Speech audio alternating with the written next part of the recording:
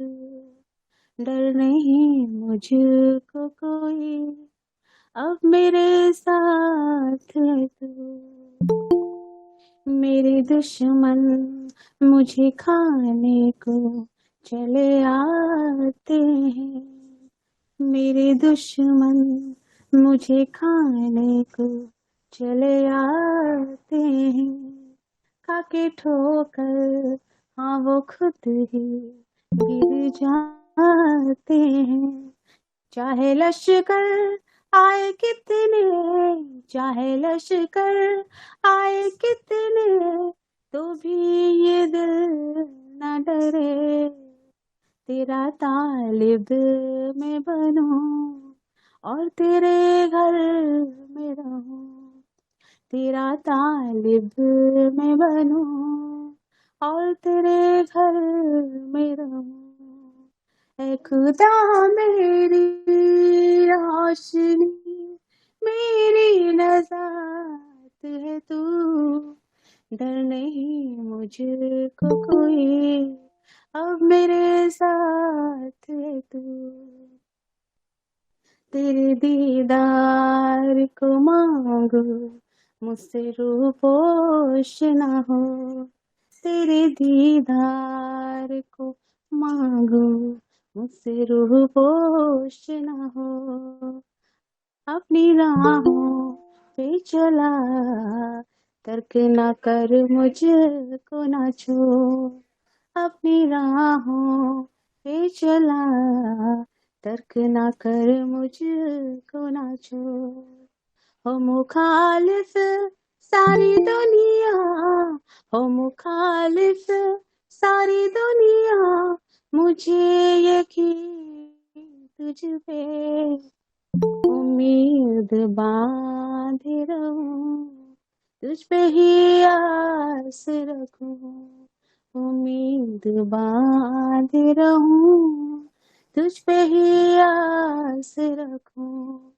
ऐ खुदा मेरी रोशनी, मेरी नजात है तू, डर नहीं मुझको कोई, डर नहीं मुझको कोई, अब मेरे साथ है तू, उम्मीद बांधे रहूं, तुझ पे ही आस रखूं, उम्मीद बांधे रहूं, तुझ पे ही आस रखूं।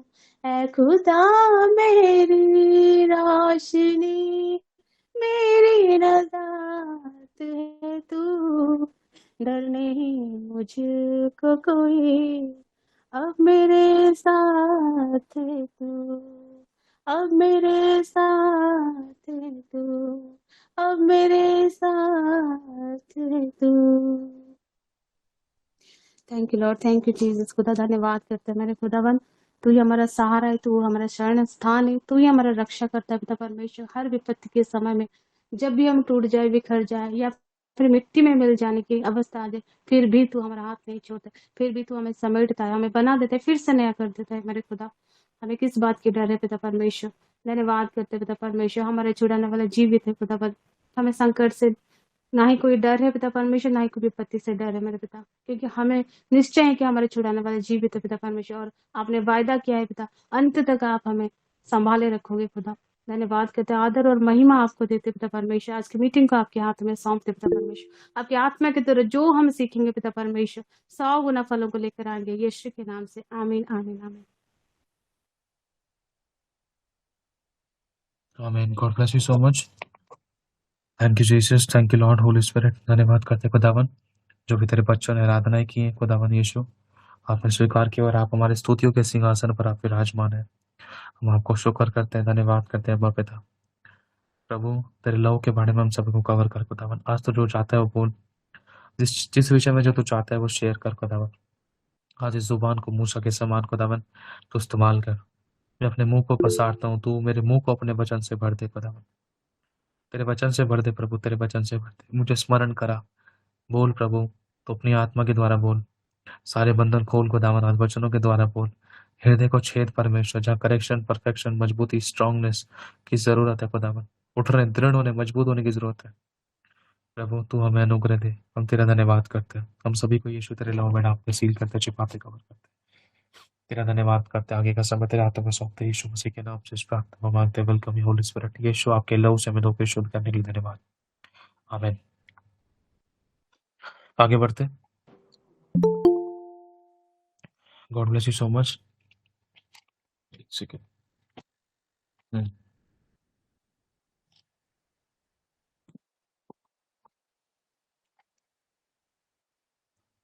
मैं पूछ रहा था प्रभु मुझे वचन बता कि कौन सा वचन शेयर करना है। कोई तैयारी तो नहीं की, लेकिन मैं बाइबल खोल के बैठा। एक वचन आया 12, मत्ती 24 का 12। अधर्म के बढ़ने से बहुतों का प्रेम ठंडा पड़ जाएगा। अधर्म के बढ़ने से। और सच में ये वचन परमेश्वर की ओर से है। मैं प्रभु का धन्यवाद करता हूँ। अभी क्या कहते हैं, एक चीज कहना चाहता हूँ, जो कोई भी ऑनलाइन मीटिंग्स में जुड़ना चाहता है, अगर खुदावंद आप लोगों को अगुवाई करता है तो वीडियो के नीचे डिस्क्रिप्शन में नंबर दिया गया है, इस पे आप लोग हमें व्हाट्सएप पर रिकॉर्डिंग करके मैसेज सेंड कर सकते हैं। ठीक है। और अब हम आगे बढ़ते हैं। तो जो वचन है मत्ती 24 अध्याय इसकी 12 आयत में लिखा है, अधर्म के बढ़ने से बहुतों का प्रेम ठंडा पड़ जाएगा। अधर्म के बढ़ने से। अधर्म क्या है, पहले हम अधर्म को जानेंगे, फिर उसके बाद आगे बढ़ेंगे हम। और बहुतों का प्रेम ठंडा क्यों पड़ेगा, इसका कारण क्या है, अधर्म क्या, पहले अधर्म के बारे में जानेंगे। अगर हम पढ़ते हैं, प्रभु आप बोलिए खुदावंद यीशु आमीन। लिखा है दूसरा तीमुथियुस उसका 3 अध्याय पहली आयत में। हाँ सुसामा बाबू, एक काम करना, आप जो जो वचन बोल रहे हो ना, आप उसको इसमें डाल देना। रितिका बहन या सुसामा बहन, जो कोई भी जिनको हो सकता है, चाहे 2-2 3-3 बार डाल दो, लेकिन डाल देना। दूसरा तीमुथियुस 3 अध्याय पहली आयत में। पर यह स्मरण रख, इसकी अगर हेडिंग पढ़ेंगे तो साफ लिखा है, अंतिम दिनों में अधर्म। जो अपने मत्ती 24 के अंदर 24 का 12 पढ़ा तो उसमें लिखा है अधर्म के बढ़ने से बहुतों का प्रेम ठंडा पड़ जाएगा। लेकिन अगर हम वो अधर्म के बारे में जाने तो लिखा है दूसरा तीमुथियुस 3 अध्याय इसकी पहली आयत में, इसकी हेडिंग में साफ लिखा है, अंतिम दिनों में अधर्म। हम सभी जानते हैं कि ये अंतिम दिन जो ये समय चल रहा है, हम अंतिम दौर में है, अंतिम दिनों में है। हमें नहीं पता कि कब क्या हो। ना वर्ल्ड वॉर के बारे में जानते हैं, ना किसी युद्ध के बारे में जानते हैं, क्योंकि सब कुछ बताकर नहीं हो रहा है। कभी भी कुछ भी हो रहा था, है ना। सबको पता है। जैसे लास्ट कुछ टाइम पहले कोविड वायरस आया था, बताकर नहीं आया था, अचानक लोगों की जिंदगी में मतलब हलचल मच गई थी। और ये जो युद्ध छिड़े थे, अचानक अचानक ही छिड़े, किसी को बताकर नहीं छिड़े, है ना। और ये भी नहीं जानते हम लोग कि यीशु मसीह कब आएंगे। और ये भी नहीं पता है कि मतलब अब और कौन से विपत्तियां आने को थी, है ना। ये अंतिम टाइम चल रहा है, हमें नहीं पता अभी कुछ टाइम पहले कितनी खतरनाक तरीके से बाढ़ें आई, तूफान आए और भूकंप आए, है ना। ये सब अंत के दिनों के चिन्ह है, लेकिन शुरुआत नहीं है। शुरुआत नहीं है। अगर हम पढ़ते हैं अंतिम दिनों में अधर्म, अधर्म किसे कहते हैं, लिखा है पर यह स्मरण रख, खुदावन आपसे और मुझसे कहता है, ये अन्य जातियों से नहीं कह रहा है परमेश्वर, एक विश्वासी से कह रहा है। आपसे और मुझसे कह रहा है परमेश्वर, बतला रहा है। आज परमेश्वर का आत्मा, उसका वचन, उसका आईना आज हमारे सामने है। आज वचन के आईने से ना आज हमें अपने आप को करेक्ट करना है। हालांकि ये वचन मेरे लिए भी है, सबसे पहले मेरे लिए, फिर आपके लिए है ना। क्योंकि वचन दो धारी तलवार है और मैं भी बदलना चाहता हूँ। सभी लोग परमेश्वर से बोले अपने चेस्ट पर हाथ रख के, खुदावन आज मेरे हृदय को तो पूरी तरीके से परिवर्तित कर दे। तू मुझे बदल दे, तू मुझे काट और छांट, ताकि मैं फल लेकर आ सकूं। मुझ पर अनुग्रह कर और मुझे अपने समान बना। कोई बुरी रविश, कोई बुरी अभिलाषा, या कोई बुरी बात, बुरे विचार, या बुरा कोई व्यवहार, या कोई बुरा चरित्र, या कोई बुरा काम अगर तुझे मेरे अंदर दिखाई देता है, आज उसको मेरे अंदर से निकाल दे और नया बना के खड़ा कर। आज ये वचन मेरी जिंदगी में हजारों हजार गुना फल लाए। आपको धन्यवाद, यीशु के नाम से मांगते हैं, आमीन। पवित्र आत्मा हमारी मदद करे। लिखा है पर यह स्मरण रख कि अंतिम दिनों में कठिन समय आएंगे। ये वचन लगभग 1800 या 2000 साल पहले तकरीबन लिखा गया था। उस समय लिखा गया था अंतिम दिनों में, है ना? लेकिन अब हम इन बहुत सी चीज़ों का सामना करते हैं, अब हमने बहुत सी चीज़ों को देखा है। अब ये वही दिन चल रहा है, अंतिम दिन, क्योंकि मनुष्य स्वार्थी, सबसे पहला अधर्म के अंदर क्या आता है? स्वार्थी, कि अपने ही बारे में सोचना, है ना? मेरे को खाना मिल जाए, मेरे को कपड़े मिल जाएँ, चाहे सामने वाले के पास कुछ ओढ़ने के लिए हो या ना हो, चाहे सामने वाला भूखा रहे या ना रहे, है ना? Very good. अब लिखा है, मैं इसी में से पढ़ता हूँ, चलो फ़ोन में से ईज़ी रहेगा। पर यह जानना कि अंतिम दिनों में कठिन समय आएँगे, क्योंकि मनुष्य अब स्वार्थी अपने लिए, स्वयं के लिए इतना हो जाएँगे कि अपने आप को देखना, और दूसरा लोभी, धन के, तन के, और मतलब सांसारिक बातों के लोभी, अपनी इच्छाओं को पूरा करने के लोभी। किसी भी प्रकार का लोभ हो सकता है कि मुझे ये नहीं यार, ये वाली चीज़ चाहिए, ये वाली चीज़ तो हैगी मेरे पास, अब वो वाला टीवी चाहिए, अरे ये वाला टीवी यूज़ कर लिया, अब वो नया है ना, वो वाला टीवी चाहिए। मतलब सो मेनी थिंग्स, कई प्रकार के लोभ हैं। हमें पता है कि हम इन चीज़ों के अंदर अपनी ज़रूरतों को पूरा कर सकते हैं। जो चीज़ हमारे पास है उसमें हमें संतोष करना चाहिए। प्रभु मुझसे भी कह रहा है ना? जो चीज़ हमारे पास है उसमें हमें संतोष करना चाहिए।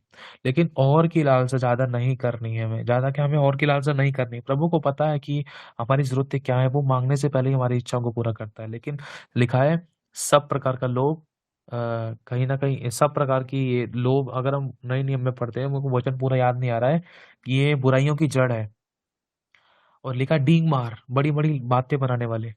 डींग मार का मतलब जैसे वो बड़ी-बड़ी सेखियाँ मारते हैं कि मैं तो इतना कर सकता हूँ, उतना कर सकता हूँ, ये मेरे को आता है, वो मेरे को आता है, ये मैं घर का सारा काम कर लेती हूँ। मेरे से पूछो, दूध से पूछ लो कितना अच्छा काम करती हूँ, उससे पूछो मेरा हाथ का काम कैसे चलता है, उससे पूछो, बॉस से पूछो, दोस्त से पूछो, वर्कर से पूछो, है ना? अपनी खुद से बड़ाई करना, डींग मारना। और आगे लिखा है अभिमानी। अभिमानी मतलब अगर हम ये एक तरीके से घमंड भी कह सकते हैं, घमंड का भी एक रूप कह सकते हैं। अपने विषय में अपने आप को हर चीज़ों में बेस्ट और बढ़िया दिखाना, सामने वाले को अपने अपने से नीचा कर देना। और लिखा है निंदक। निंदक, किसी भी प्रकार के, किसी भी तरीके से किसी की भी निंदा करने वाले, किसी की भी निंदा करने वाले। ये मसीहों के बारे में परमेश्वर बतला रहा है। अंत के दिनों में बहुतों का प्रेम ठंडा पड़ जाएगा। किसका प्रेम ठंडा पड़ेगा? जिसने प्रेम किया है। किससे? जिसने यीशु से प्रेम किया है। अब हमने बहुत सी ऐसी गवाहियाँ सुनी हैं, हम जज नहीं कर रहे किसी को, लेकिन देखो हम भी परफेक्ट नहीं है। लेकिन खुदावंद आपको और मुझे इस विषय में सिखलाता है कि हमारे अगल-बगल, आस-पड़ोस में, शहरों में, गलियों में, कलीसियाओं में, फैमिलीज़ में, अन्य जातियों में, सब जगह किस प्रकार की ऐसी बातें चलती हैं। बहुत सी हमने व्यभिचार, धार्मिक लोगों के बारे में सुना है, धर्मी लोगों के बारे में सुना है, व्यभिचार, दुनिया भर के पाप, सब प्रकार की बुराइयाँ, है ना?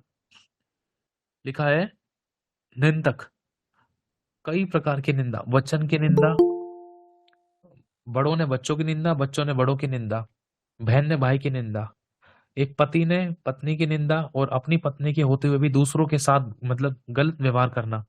परंतु सब प्रकार की ऐसी बातें जिसमें किसी को कुछ नहीं समझा जा रहा है। निंदा कर देना एक दूसरे की, कोई रिस्पेक्ट नहीं, कोई इज्जत नहीं, कोई इज्जत मान सम्मान नहीं, कोई बड़ा नहीं, कोई छोटा नहीं, सबकी बेइज्जती कर देना, सबकी निंदा कर देना, शारीरिक रूप से, व्यवहारिक रूप से। लिखा है माता पिता की आज्ञा टालने वाले। एक आत्मिक माता पिता, एक शारीरिक माता पिता, है ना?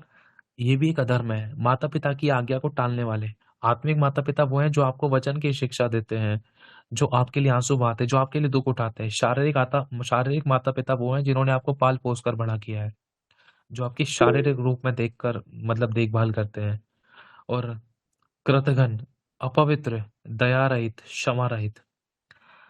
अगर हम देखें, दया रहित, क्षमा रहित, अपवित्र, सबसे पहले हम उठाते हैं क्षमा रहित।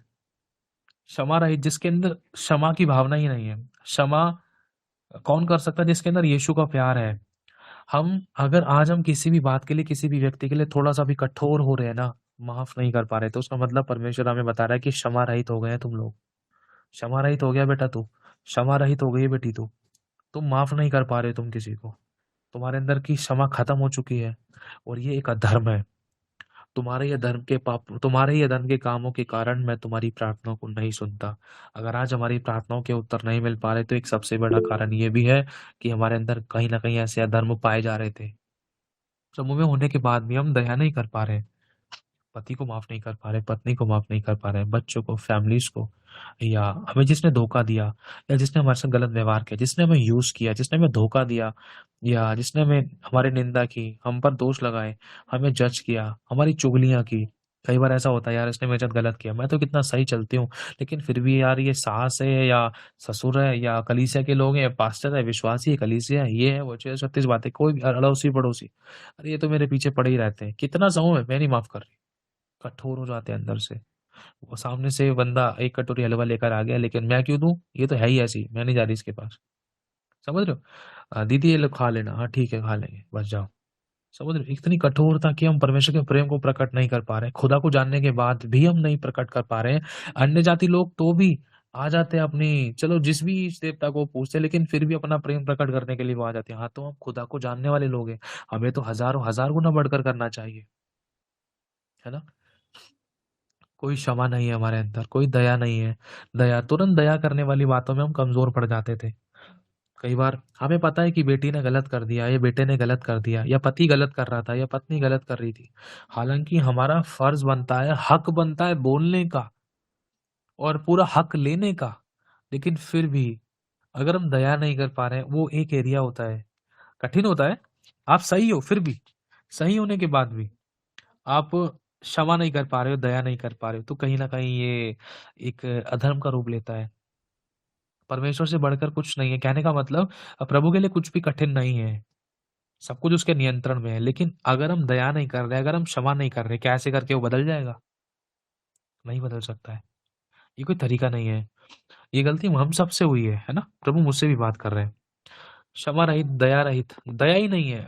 शत्रु जिन्होंने हमें लूटा, गलत व्यवहार किया, दुर्व्यवहार किया, गाली गलौज किया, निंदा करी, है ना?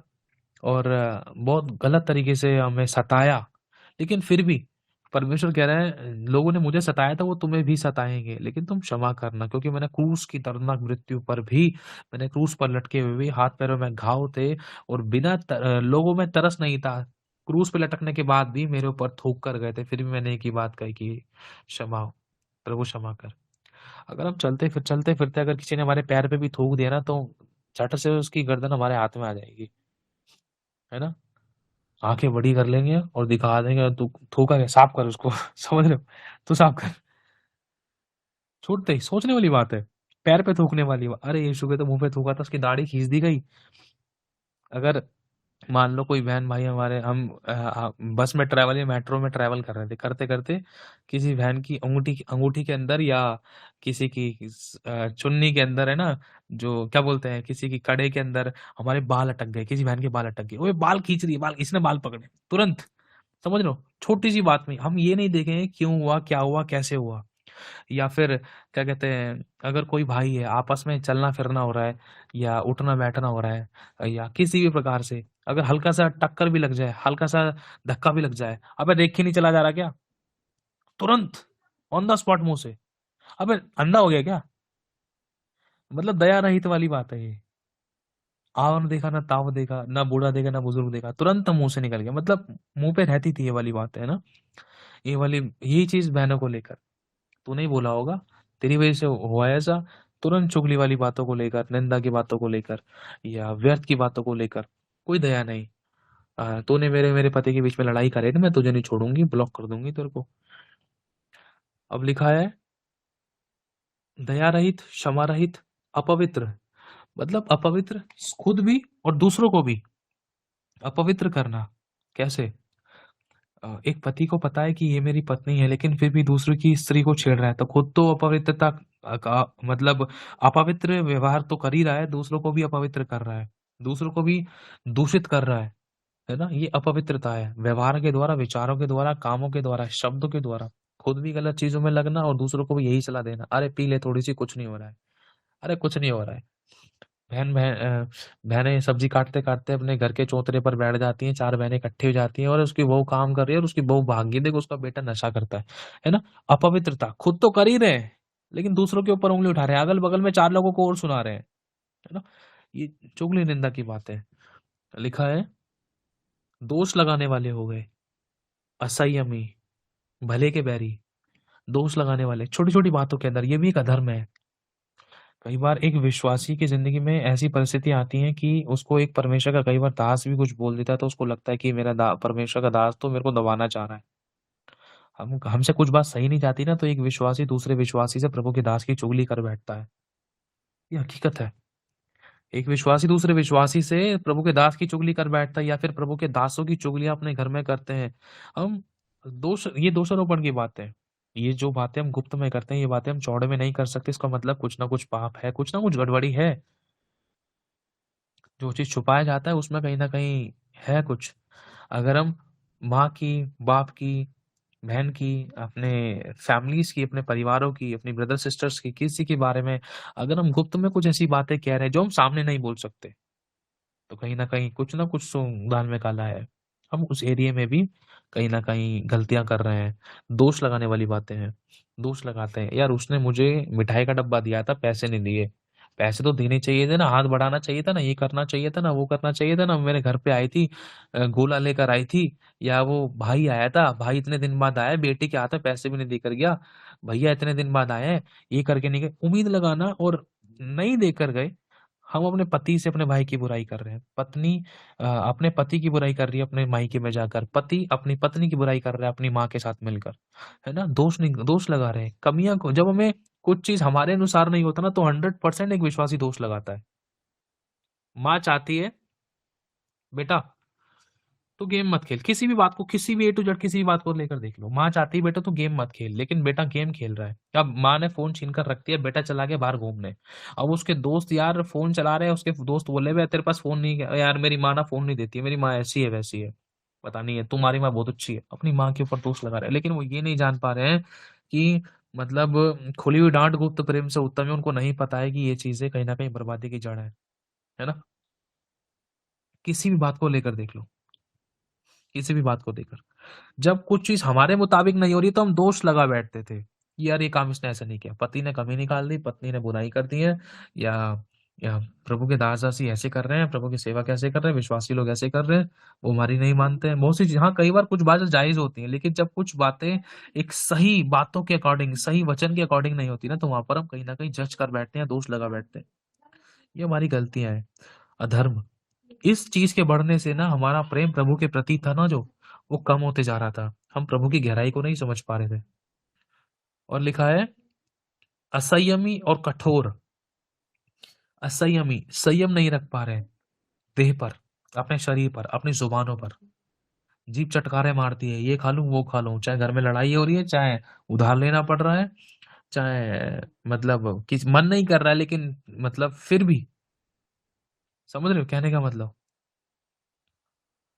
निकल पड़े हैं, चलो चलते हैं, आज कुछ खाने के लिए चलते हैं बाहर। मन तो नहीं कर रहा है, लेकिन चलो थोड़ा खा ही लेंगे। छटकारे मार, संयम नहीं है। और मन करता है, कंट्रोल नहीं कर पा रहे हैं।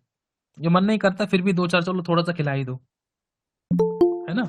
मीठा है तो चलो खाना खाए, थोड़ा-सा लाओ एक रसगुल्ला तो दे ही दो। है ना? असंयमी, संयम नहीं है शरीर पर। अननेसेसरी थिंग्स होती हैं कई बार। ना चाहकर भी असंयमी व्यवहार वाले काम दिखाई देते हैं। कैसे? अब अ, संयम को अगर हम देखा जाए किस एरिया में टेस्ट किया जाता है, मोस्टली सताव को लेकर, विरोध को लेकर, या किसी न किसी प्रकार की अ दबाव को लेकर। जब शारीरिक रूप में कोई दबाव आता है, जब हम सहन नहीं कर पाते हैं। जब आत्मिक रूप में कोई दबाव आता है, जब हमारी आत्मिकता को कोई व्यक्ति, किसी का व्यवहार कोई ठेस पहुँचाता है, तो वहाँ हम सहन नहीं कर पाते हैं। जब हम धन के मामले में या शारीरिक रूप में कोई व्यवहार आता है, कोई दबाव आता है, तब उस एरिया में हम सहन नहीं कर पाते हैं। है ना? तो वहाँ पर असंयमी होने की वजह से हमारे मुँह से ऐसे व्यवहार, ऐसे शब्द निकल जाते हैं, जिसके कारण हमसे गलतियाँ हो जाती हैं, और कहीं न कहीं हम प्रेम में फिर और ठंडे पड़ जाते हैं। लिखा है, कहाँ गया? हाँ, भले के बैरी, कठोर हो गए। अगर हम देखें, कठोर कठोर से रिलेटेड अभी आपको जो बताया था, कहाँ गया? कोई एक वर्ड ऐसी था ऊपर शायद, दया रहित और क्षमा रहित। ये दोनों मिक्स होते हैं कठोर के अंदर। जो इंसान कठोर हो जाता है, ना तो वो माफ़ करना जानेगा, ना वो माफ़ी माँगना जानेगा। बस अपनी चलाने वाली बातें और अपनी इच्छा को पूरी करने की बाट जोता रहता है वो।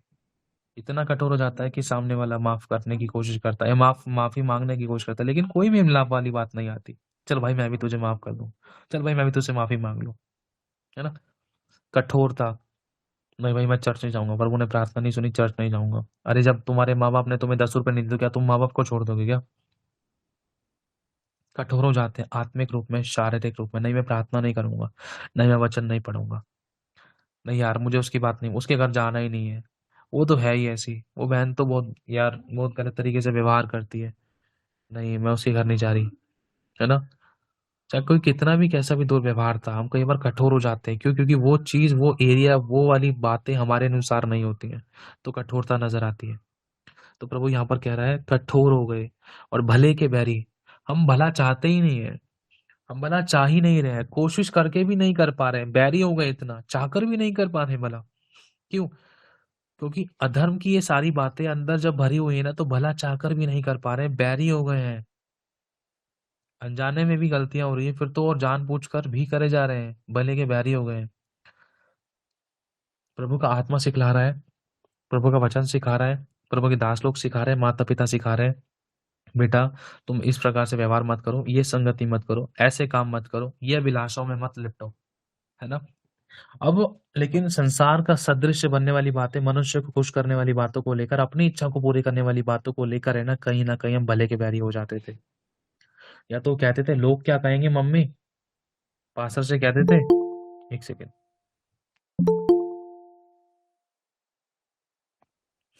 सॉरी, पास्टर से कहते थे, पास्टर जी कह रहे हैं कि बेटा ये काम मत करो, ये दिया धूपबत्ती अगरबत्ती मत करो, संसार के अभिलाषा में लिप्त मत हो, लेकिन अब लोग कह रहे हैं, विश्वासी लोग कह रहे हैं नहीं, वो हमें शादी में नहीं बुलाएंगे, पार्टी में नहीं बुलाएंगे, हमसे नाता तोड़ देंगे, नहीं, भले के बैरी हो गए, संसार से प्रेम करने लग रहे हैं, संसार के अभिलाषाओं में प्रेम करने लग रहे हैं, संसार के अभिलाषाओं को यस कर रहे हैं, परमेश्वर की आज्ञाओं को नो कर रहे हैं, जो हमारे लिए भला है उसको नो कर रहे हैं, हम अपनी भलाई को नो कर रहे हैं, है ना? भला क्या है? प्रभु की आज्ञा का पालन करना, प्रभु के दासों की अधीनता में रहना, और वचन को अपने सामने रखकर वचन के अनुसार जीवन जीना, बुराई को नो करना। हालांकि हमें पता है कि झूठ बोलना पाप है, लेकिन सच के बैरी हो गए हम, झूठ को अपने एक्सेप्ट कर लिया है, क्योंकि झूठ बोले बिना बिजनेस नहीं चलता है, झूठ बोले बगैर काम नहीं होता है, झूठ बोले बगैर सब कुछ अच्छा नहीं हो पाता है। झूठ बोलता हूँ तो पति पत्नी के बीच में प्यार बना रहता है ना? लेकिन अगर सच बता दिए तो कहीं उसको पता चल गया तो मेरी एक और गर्लफ्रेंड है ना? बहुत सी चीजें हैं, भले के बैरी हो रहे हैं। आज सच की वजह से ना इंसान कोई दुख नहीं सहन करना पा रहा है, नहीं सहन करना चाह रहा है, सच बोलने के कारण, क्योंकि उसको पता है सच बोल दिया ना तो लफड़ा हो सकता है, लेकिन उसको ये नहीं पता है अगर ये लफड़ा हो भी गया ना तो ये सुधर सकता है। लेकिन अगर तूने सच को छुपा ली तो अपनी और दूसरी और तीसरी बहन, तीसरे भाई बहन की, उन भाइयों की, उन परिवारों की जिंदगी को बर्बाद करने वाले काम है। समझ रहे हो? ये हकीकत है। जैसे मान लो एक पति है, वो अपनी पत्नी को नहीं बता रहा है कि मैंने किसी और से भी शादी कर ली है, मेरी और कोई भी गर्लफ्रेंड है। अब नहीं बता रहा है, लेकिन अगर उसने बता दिया तो सच उसके सामने आ जाएगा, तो सब बातें क्लियर हो सकती हैं। अब वो बैठकर उन चीजों को सुलह कर सकते हैं, जहाँ कमी है उनको करेक्ट कर सकते हैं, बुराइयों को खत्म कर सकते हैं, जहां पर चेंजेस की, करेक्शन की जरूरत है वहां वो कर सकते हैं। लेकिन अगर ये बात गुप्त रही ना, तो वो पति अपनी पत्नी की भी, अपने बच्चों की भी, और दूसरी स्त्री की भी जिंदगी खराब करने वाले काम कर रहा है, भलाई का बैर ही हो रहा है। अपनी गलती को रिपेंटेंस करने वाली बातें नहीं है, पश्चातापी हृदय नहीं है, माफी मांगने वाली बातें नहीं है। क्यों माफी मांगू, मैं क्यों झुकूं? इतनी कठोरता, कोई भलाई के लिए अपने आप को नहीं दे रहा है। अरे माफी मांग ली ना तो सर पे चढ़ जाएगा, अरे प्रभु तो तेरे को उसका प्रतिफल देगा ना। माफी मांग लेगी तो तेरा रिश्ता उसके साथ अच्छा हो जाएगा, चाहे भले ही आज नहीं मान रहा है, वो एक टाइम आएगा, क्योंकि प्रभु का तरीका है। भले के बैरी लिखा है, विश्वासघाती हो गए, ढीठ हो गए, घमंडी, और परमेश्वर के नहीं वरन सुख विलास ही के चाहने वाले होंगे। विश्वासघाती, विश्वासघाती मतलब अपनी फैमिली में, जैसे बताया पति पत्नी को लेकर, एक पति अपनी पत्नी के साथ विश्वास योग्य नहीं रहता है, एक पत्नी अपने पति के साथ विश्वास योग्य नहीं रहती है, बच्चे अपने माता पिता के साथ विश्वास योग्य नहीं है। माँ बाप तो पूरे दिल से बच्चों को स्कूल भेजते हैं, लेकिन बच्चे अब स्कूल में बीड़ी फूकते हैं, या मूवीज देखने जाते हैं, या मतलब दुर्व्यवहार करते हैं जो उनको नहीं करना चाहिए, वो विश्वासघात कर रहे हैं अपने माँ बाप के साथ। बहनें अपने माता पिता के साथ, भाई लोग अपने माता पिता के साथ, पति पत्नी आपस में एक दूसरे के साथ विश्वासघात कर रहे हैं। सबसे पहला विश्वासघात तो खुदा के साथ कर रहे हैं। जब खुदा के साथ हमने विश्वास योग्यता नहीं दिखाई तो विश्वासघात ही इंसान काटता है। विश्वास योग्यता कहाँ से काटेगा अपनों में, है ना? जब खुदा के साथ अगर हम विश्वास योग्य हैं, जब खुदा को खुदा का देंगे ना, तो खुदा, मैं कह रहा हूँ, विश्वासघाती को भी विश्वास योग्य बना देगा। ऐसी ऐसी परिस्थिति को जो हमारे विरोध में थी, हमारे अगेंस्ट में थी, जो सब कुछ खत्म हो चुका था, परमेश्वर उसको फिर से रिक्रिएट करने की सामर्थ्य रखता है ना। अगर हम देखें, यूसुफ परमेश्वर के साथ विश्वास योग्य रहा। विश्वास योग्य रहने की वजह से भी अब उसके मतलब वो एक बहुत अच्छा जीवन रहा उसका, यूसुफ का। लेकिन अगर हम देखते हैं तो उसके भाई लोग है ना, उसके साथ बहुत गलत व्यवहार करते, दुर्व्यवहार करते थे। उसको पता नहीं कुएं में डाल दिया, उसको बेच दिया, उसको मारा।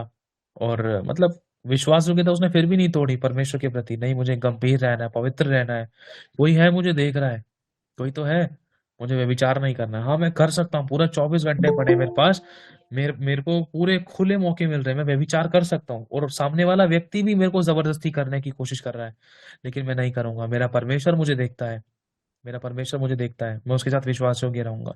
तो परमेश्वर ने उसको राजा भी बनाया। और जिसको राजा बनाया परमेश्वर ने, जो एक टाइम पे उसके विरोधी थे, जो उसको सताव करते थे, जो उसको उसके मतलब उसको दुख देते थे, उसको पीड़ाएं देते थे, जिन्होंने उसको बेच दिया था, सोचो ऐसे लोगों के भी घुटने परमेश्वर ने टिकाए। ये हकीकत है, ये सच्चाई है। एक विश्वास योग्यता दिखाना जरूरी होता है। शुरुआत में कठिन होता है, लेकिन इसका फल अंत में भला है। कहते हैं ना, अंत भला तो सब भला। अगर अंत बुरा है, शुरुआत कितनी भी अच्छी है, तो कोई भी फायदा नहीं है, कितनी भी मेहनत कर ले, है ना।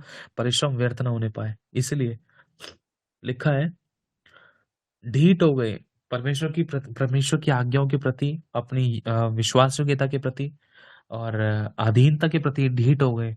अब ढीठ किस प्रकार से, कि परमेश्वर की संगति को लेकर, प्रचार को लेकर, प्रार्थना को लेकर, आराधना को लेकर, संगति को लेकर, संगति में बैठने को लेकर, प्रभु को पहला स्थान देने को लेकर, और और मतलब उसकी आज्ञाओं के प्रति हम ढीठ हो गए थे, नहीं कर रहे थे। पाप करने में ढीठ, व्यभिचार करने में ढीठ, फालतू की बातों में बैठने में ढीठ, गलत संगति में जाने में ढीठ, बदलना नहीं चाह रहे हैं, कोशिश नहीं कर रहे हैं।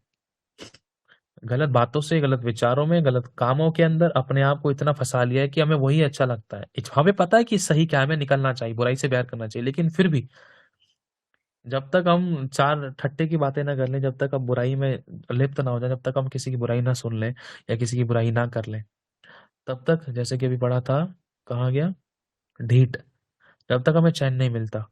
ढिठाई दिखाने वाली बात है, जैसे बच्चे बोलते हैं ना, बड़ा ढीठ हो गया है, मानता ही नहीं है। माँ बाप थक जाते, बताते बताते, समझाते समझाते। तो कुछ इसी प्रकार से हम विश्वासी लोग भी कई बार ढीठ हो जाते थे परमेश्वर की आज्ञाओं के प्रति।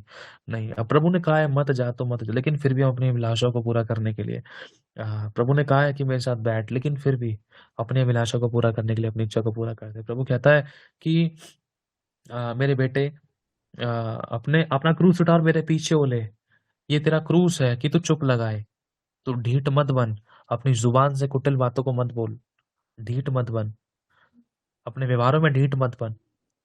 संगति में ना आकर, मैं तुझे बार बार समझा रहा हूं, मैं तुझे समझा रहा हूं कि तू संगति में आ। तू संगति में ना आने की वजह से ना, तू अपनी आशीषों को खो रहा है, और तू ढीठपना दिखा रहा है कि आऊंगा आऊंगा, लेकिन फिर से तू अपने कामों में लिप्त हो जाता है।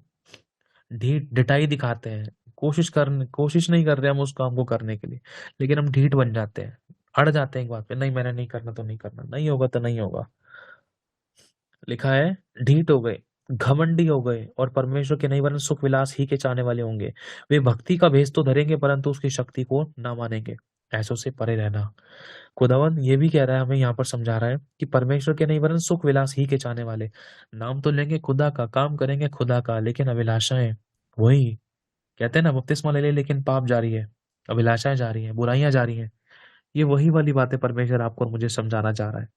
हमारा चाल चलन नहीं बदल रहा है, हमने विश्वास बदल लिया है, हमने प्रभु बदल लिया है, हमारा चाल चलन नहीं बदल रहा है। मन के नया हो जाने से तुम्हारा चाल चलन भी बदलता जाए। प्रभु मुझसे भी कह रहा है, आपसे भी कह रहा है, समझा रहा है आपको और मुझे कि सुख विलास ही के चाहने वाले होंगे, वे भक्ति का भेष तो धरेंगे। वो प्रचार तो कर रहे हैं, आराधना तो कर रहे हैं, और गवाहियां तो दे रहे हैं कि हाँ भाई यीशु मेरे जिंदगी में ऐसे काम कर रहा है, वैसे काम कर रहा है, ये हो रहा है, वो हो रहा है। लेकिन जब उनके घरों में जाकर देखे, या जब परमेश्वर उनको अंदर ही अंदर जांचता है, तो कहीं ना कहीं परमेश्वर को कुछ ना कुछ कमी नजर आता है ना।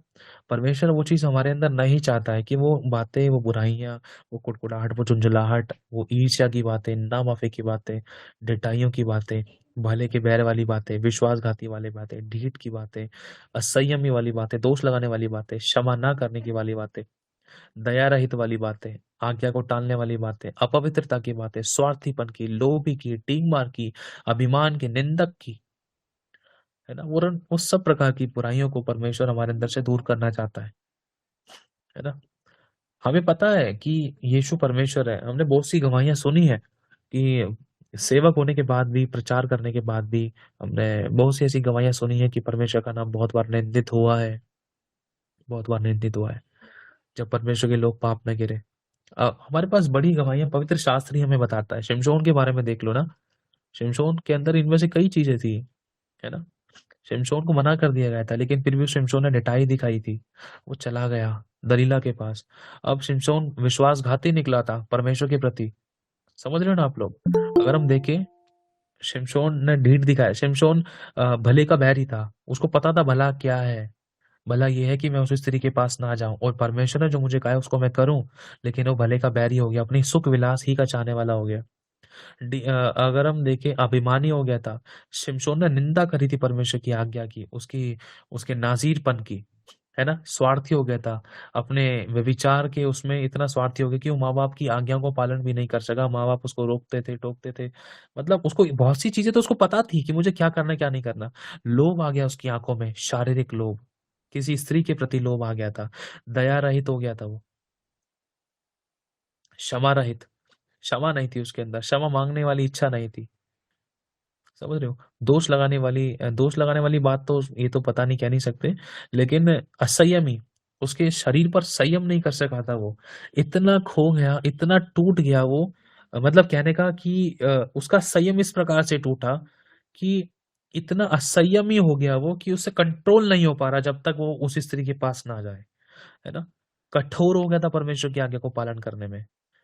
और आगे लिखा है, वे भक्ति का भेष तो धरेंगे। वो था तो परमेश्वर का नाज़ीर, परंतु उसकी शक्ति को नहीं मान रहा था। वो मान तो अपनी ही रहा था, मुझे दलीला के साथ शादी करनी है। समझ रहे हो? ये हमारे पास खड़े सेट एग्जाम्पल है ना। वे भक्ति का भेष तो धरेंगे, परंतु उसकी शक्ति को ना मानेंगे। ऐसों से परे रहना। इन्हीं में से वे लोग हैं जो घरों में दबे पांव घुसाते हैं और दुर्बल स्त्रियों को वश में कर लेते हैं। स्त्री कौन है? एक लड़का भी एक स्त्री है। उदाहरण के तौर पर, जब एक लड़का जब यीशु पर विश्वास करता है तो वो परमेश्वर की दुल्हन है ना। हम मसीह की दुल्हन है। तो परमेश्वर एक स्त्री को भी कह रहा है, एक पुरुष को भी कह रहा है। अच्छे खासे विश्वासियों को ये दुष्ट आत्माएं, ये लोभ वाली बातें, ये बुराई की बातें, या धर्म की बातें फंसा लेती हैं, ताकि उनका प्रेम मसीह के प्रति ठंडा पड़ जाए। जब ठंडा पड़ जाएगा ना, तो लिखा है, मैं थिस्सलुनीके पढ़ता हूँ आपके सामने। हाँ, लिखा है। हाँ, हे भाइयों, थिस्सलुनीकियों, दूसरा थिस्सलुनीकियों, दूसरा अध्याय की अगर हम पढ़ें,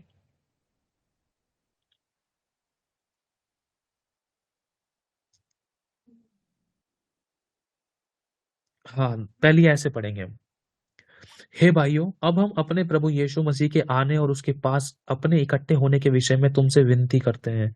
मतलब प्रभु का दास पौलुस विनती कर रहा है, क्योंकि उसको पता है कि हम कितना गलत चल रहे थे, लेकिन वो विनती कर रहा है। क्यों विनती कर रहा है? ताकि हमारे प्राण नाश ना हो, ताकि हम नाश ना हो, ताकि हम दंड ना पाए। लेकिन आगे लिखा है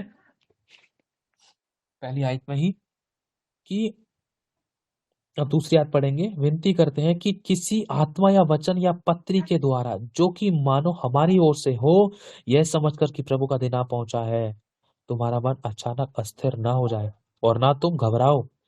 किसी रीति से किसी के धोखे में ना आना। मतलब कुछ ऐसी चीजें, ऐसे व्यवहार, ऐसी दुष्ट अशुद्ध आत्मा है, छोड़ी गई है, छोड़ी जाती थी, और लोगों की जिंदगियों में काम कर रही थी, ट्रांसफर हो रही थी, कि भरमाने वाली आत्मा। अगर हम इसके बारे में ध्यान से पढ़े, लिखा किसी रीति से किसी के धोखे में ना आना, क्योंकि वह दिन ना आएगा जब तक धर्म का त्याग ना हो ले, अर्थात वह पाप का पुरुष, अर्थात विनाश का पुत्र प्रकट ना हो, जो विरोध करता है और हर एक से जो ईश्वर या पूज्य कहलाता है, अपने आप को बड़ा ठहराता है, यहाँ तक कि वे परमेश्वर के मंदिर में बैठकर अपने आप को ईश्वर ठहराता है। मतलब अगर इसको हम आत्मिक रूप में देखें, इसका एक एंटी क्राइस्ट के विषय में भी बता रखा है। तो मतलब ये जो अधर्म की जो बुराइयां, अधर्म की जो बातें हैं, ये मनुष्य के अंदर है ना, एक घर बना लेती हैं, कि उस पवित्र आत्मा को घर के बाहर। कहने का मतलब, एक कुर्सी पर एक ही जन बैठ सकता है। शैतान को ना अपने जीवन में बुलाने के लिए ना, उसको बोलना नहीं पड़ता तो कि मेरी जिंदगी में आ जा, लेकिन यीशु को बुलाना पड़ता है। समझ रहे हो? यीशु ने कहा कि मैं तेरे द्वार के बाहर खड़ा हुआ खटखटाता हूँ, यदि तू अपना द्वार खोलेगा ना तो मैं तेरे भीतर आऊंगा और मैं तेरे घर में प्रवेश करूंगा, तेरे साथ भोजन करूंगा। यीशु को बुलाना पड़ता है, लेकिन दुष्ट आत्मा को नहीं बुलाना पड़ता है, वो तो अपने आप एंटर करती है ना। तो ये अशुद्ध आत्माएं हैं।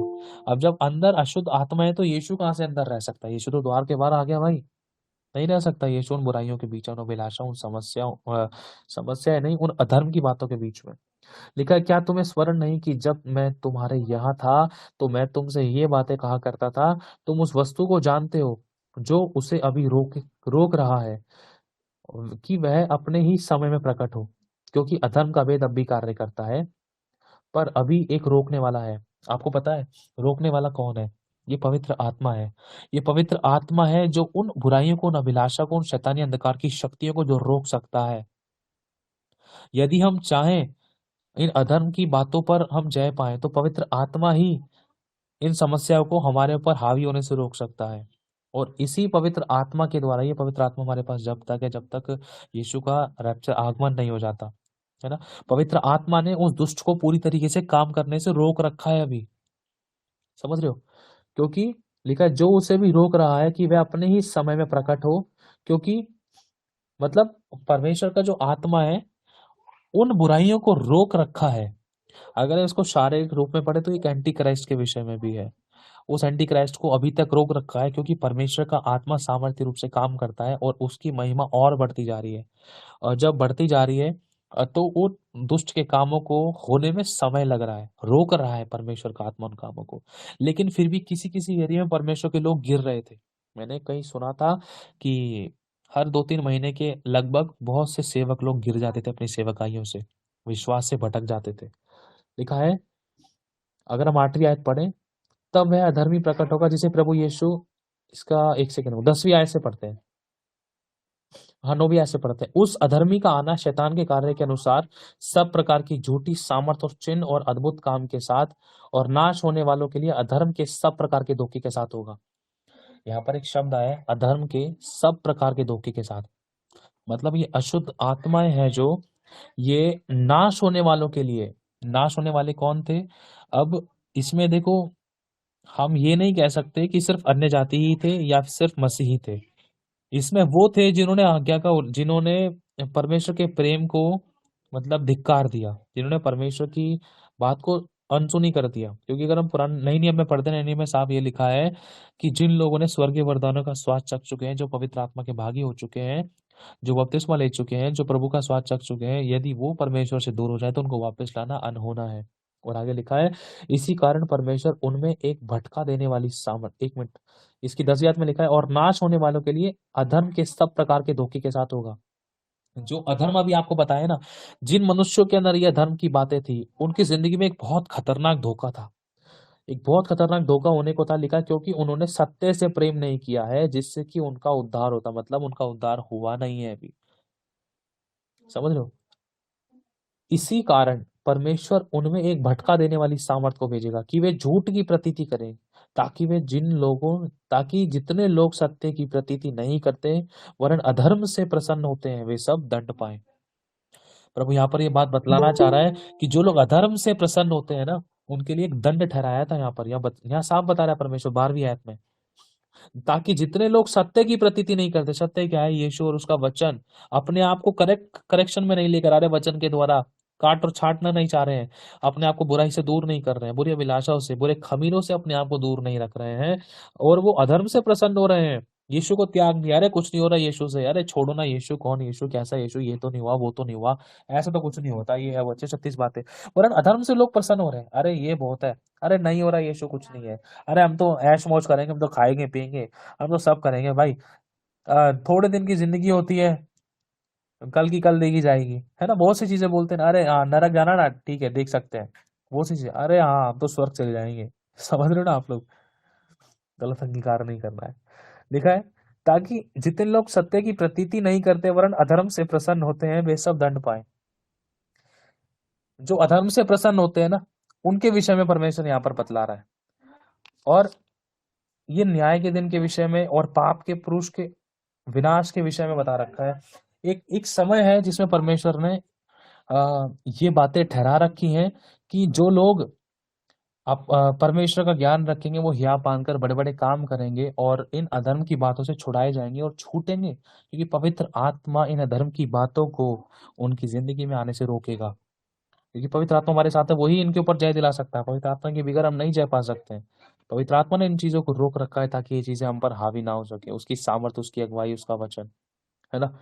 और इसलिए प्रभु आगे लिखा है, हे भाइयों दृढ़ बने रहो और प्रभु के प्रिय लोगों, चाहिए कि हम तुम्हारे विषय में सदा परमेश्वर का धन्यवाद करते रहे, क्योंकि परमेश्वर ने आदि से तुम्हें चुन लिया है कि आत्मा के द्वारा पवित्र बनकर और सत्य की प्रतीति करके उद्धार पाओ, जिसके लिए उसने तुम्हें हमारे द्वारा सुसमाचार पहुंचाया है, सुसमाचार के लिए बुलाया है ना।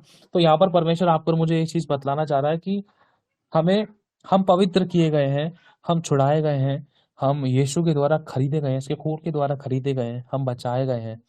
अगर हम प्रकाशित वाक्य में पढ़ते हैं तो उसमें साफ लिखा है कि तू ना सरगरम है, तू ना तो ठंडा है ना गर्म है, तू ना ठंडा है ना गर्म है, तू गुनगुना है। इसलिए भला होता कि तू ठंडा होता या गर्म होता। प्रभु कह रहा है इसलिए भला होता कि तू ठंडा होता या तो गर्म होता। अब तू गुनगुना है। तो 4 दिन बहुत अच्छे से चलता है, 4 दिन बहुत अच्छे से चलती है, लेकिन अब फिर से तो ठंडा गुनगुना पड़ जाता है, फिर से तो ठंडी गुनगुनी पड़ जाती है। संगति में, प्रार्थना में, वचनों में और उपवास में और मतलब उसकी आज्ञा का पालन करने में, अधर्म को दूर करने में ठंडे गुनगुने पड़ जाते हैं। उन अधर्म की बातों को अपनी जिंदगी में हिस्सा बना लेते हैं। यार ये तो होना ही था ना, चलो कोई बात नहीं, हो क्यों हो गया, कारण है, करेक्शन में क्यों नहीं आ रहे हम लोग, जरूरत है। हमने कितना उन बातों के लिए उपवास किया, प्रभु इस बुराई को, इस पाप के काम को मेरे अंदर से निकाल। अगर हम निकालने के लिए उपवास करें तो उसका मतलब हमारे अंदर कहीं ना कहीं सरगर्मी है कि हम बदलना चाहते हैं, हम पश्चातापी हृदय को लेकर चल रहे हैं। इसका मतलब इसके साथ साथ हमें उपवास में भी इसके साथ साथ हमें उपवास में भी चलना जरूरी है। पश्चातापी हृदय ही होना जरूरी नहीं है, उपवास भी होना जरूरी है। और क्योंकि उपवास के द्वारा हमारी बातें, हमारे जीवन के द्वारा ये काम प्रकट होता है, क्योंकि उपवास के द्वारा हम कर्म करते हैं और कर्म विश्वास के कामों को प्रकट करता है, क्योंकि बिना कर्मों के विश्वास मरा हुआ है। और जब हम एक कदम उठाते हैं कि हाँ प्रभु इस बात के लिए मैं उपवास में आता हूँ, इस प्रकार के अधर्म को मेरी जिंदगी से दूर कर, तो परमेश्वर देखता है कि अपने बुलाए जाने, चुनने जाने को भली बातें सिद्ध करने का यत्न करते जा रहा है।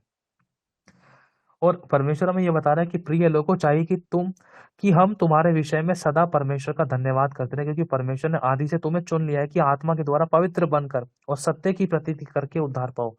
आज प्रभु आपसे और मुझसे ये भी कहना चाह रहा है कि जो परमेश्वर का वचन सत्य है, हाँ, जो परमेश्वर का वचन सत्य है, उस सत्य के वचन की प्रतीति करके, उसके नबियों की प्रतीति करके, उसके सेवकों की प्रतीति करके अपने आप को हर प्रकार की विलासाओं से, बुराइयों से और हर प्रकार के ऐसे अधर्म से बचाकर हम अपने आप, अपने शरीर में, अपने लाइफ के हर एक हिस्से में संयम और जय पाकर हम उस प्रेम से प्रतीति करें, सत्य से प्रतीति करें, सत्य से प्रतीति करें, सत्य से प्रीति रखें। ऐसा करने से ना हमारा प्रेम ठंडा नहीं होगा, क्योंकि इन अंत के दिनों में ये जो समय चल रहा है ना, अगर इंसान के पास घटी है ना, घटी में ज्यादा लंबा समय हो गया तो वो खुदा को छोड़कर चला जाता है, संसार में दूसरी बातों को अपना एक हिस्सा बना लेता है। अगर किसी प्रकार की बीमारी में, अगर बीमारी ठीक नहीं हुई तो वो ये नहीं जांच पा रहा है कि मेरी कहाँ गलती है, वो ये नहीं जांच पा रहा है, लेकिन वो तुरंत यीशु को छोड़कर चला जाता है। ठंडा हो गया है प्रेम। अगर हमारी कोई प्रार्थना का उत्तर नहीं मिल पा रहा है ना, तो हम तुरंत है ना एक डिसीजन लेते हैं जिसके अंदर सबसे ज्यादा ये वाली बात होती है, या तो पास्टर गलत है, या तो प्रभु गलत है, या तो शैतान ने ऐसा कर दिया है।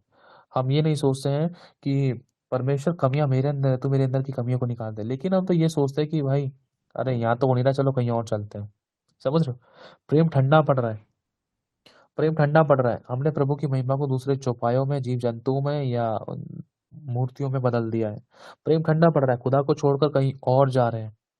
प्रेम ठंडा पड़ रहा है, परमेश्वर के निकट नहीं आ रहे हैं। घटी है, समस्याएं हैं, विरोध है, या कुछ ऐसी परीक्षाएं हैं जिसमें हमें बने रहना चाहिए। कोई परफेक्ट नहीं है, तुम्हें सिखाने वाले भी वो कहीं ना कहीं अपनी परीक्षाओं में स्थिर रहने की कोशिश करते हैं। कई बार वो भी गिरे हैं, लेकिन उन्होंने ऐसा तो नहीं कर दिया कि वो छोड़कर चले गए, उनका प्रेम ठंडा नहीं हुआ। तो आप लोगों का प्रेम कैसे ठंडा पड़ सकता है? चाहे गिरते पड़ते उन्होंने भी खुदा को पकड़ रखा है, आप भी पकड़ कर रखो। जब परमेश्वर ने उनको छुड़ाया, उनकी मदद करिए, उनको ब्लेस किया, उनकी रक्षा सुरक्षा करिए, उनको जय दिलाई है, तो खुदा आपको भी दिलाएगा। ठंडा ना होने पाए, क्योंकि ठंडा हो गया ना तो नाश होने के अलावा, दंड के अलावा कुछ और बाकी नहीं था। इसलिए परमेश्वर बतलाना चाहता है, तू ना ठंडा है ना गर्म है, इसलिए तू गुनगुना है, इसलिए तुझे मैं अपने मुंह से उगलने पर हूँ। समझ रहे हो? गुनगुने को परमेश्वर मुंह से उगलने पर है। अभी उगला नहीं है, प्रभु कह रहा है उगलने पर हूँ। इसलिए प्रभु कहता है कि इसलिए मैं चाहता हूँ कि तू सरगर्म हो। सरगर्म हो, मन फिरा, जहाँ गलती हुई, जहाँ कमियां हैं उनको निकाल, सरगर्म हो, पश्चाताप कर। और जो कमियां, जो अधर्म की बातें, जो बुराइयां तेरे अंदर आज पाई जाती हैं, उनको निकालने के लिए मेरे सामने बैठ, उपवास कर और जय पा उन बातों पर।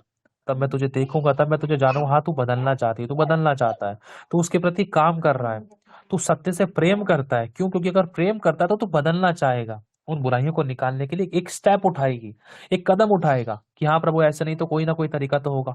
मैं ऐसे नहीं तो ऐसे प्रार्थना करूंगा, ऐसे नहीं तो ऐसे उपवास रखूंगा, ऐसे अन्य भाषा करूंगा, ऐसे मैं घोषणाएं करूंगा। कोई बात नहीं प्रभु, चाहे आंसू बहाने पड़ रहे हैं, लेकिन प्रभु बदलना है, बदलना है प्रभु। मेरा प्रेम ठंडा ना होने पाए प्रभु। प्रेम ठंडा हो गया तो तेरे अलावा तो कोई और बचाने वाला है ही नहीं।